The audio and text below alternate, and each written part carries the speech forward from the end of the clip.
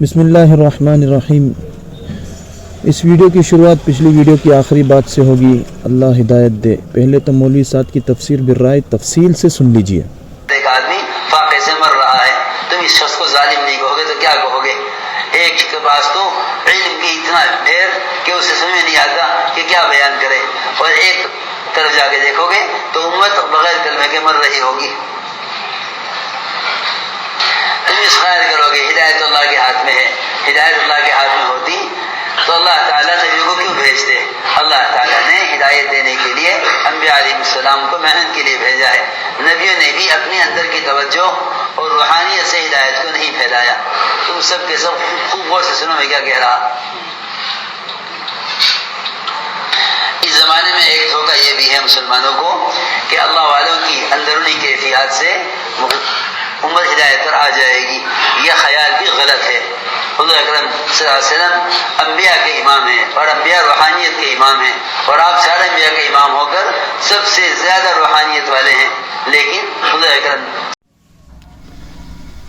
ظاہر ہے اب آپ یہ احمقانہ بات سن چکے ہوں گے، اور احمق اس کو کہتے ہیں جس میں بات کو سمجھنے کی صلاحیت کم ہو یا نہ ہو، اور دارالعلوم فتوے میں یہ بات بھی واضح کر چکا ہے کہ مولوی محمد سعد کم علمی کی بنا پر اپنے افکار و نظریات اور قرآن و حدیث کی تشریحات میں اہل سنت والجماعت کے راستے سے ہٹتے جا رہے ہیں، جو بلا شبہ گمراہی کا راستہ ہے۔ اس لیے ان باتوں پر سکوت یعنی خاموشی یا سناٹا اختیار نہیں کیا جا سکتا۔ اب آئیے معرف القرآن حضرت مولانا مفتی محمد شفیع کی تفسیر صفحہ 648 پر نظر ڈالیں۔ خلاصہ تفسیر کا خلاصہ یہ ہے کہ کوئی کسی کو ہدایت نہیں دے سکتا مگر اللہ جسے چاہے ہدایت دے دیتا ہے، اور اللہ کے سوا کسی کو علم نہیں ہوتا کہ کون ہدایت پانے والا ہے۔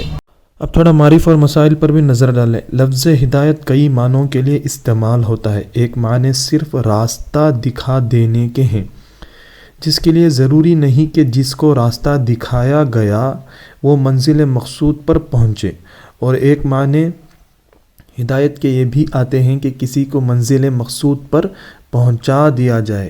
پہلے معنی کے اعتبار سے تو رسول اللہ صلی اللہ علیہ وسلم بلکہ تمام انبیاء کا ہادی ہونا اور یہ ہدایت ان کے اختیار میں ہونا ظاہر ہے، کیونکہ یہ ہدایت ہی ان کا فرض منصبی ہے۔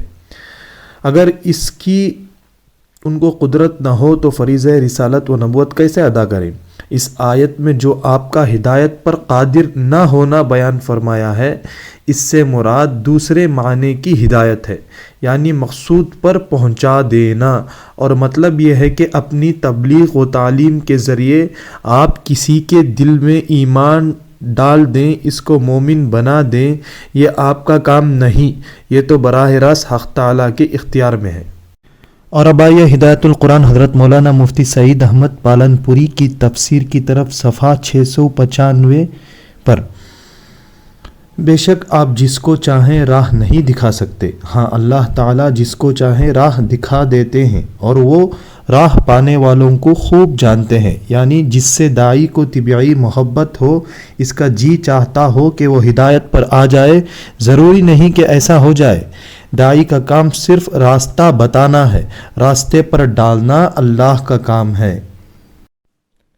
اب ان دونوں مفتیان اکرام کی تفسیر سے آپ کو پتہ چل گیا ہوگا کہ ہدایت صرف اور صرف اللہ کے ہاتھوں میں ہے، اور کسی کو اس کا علم نہیں ہوتا۔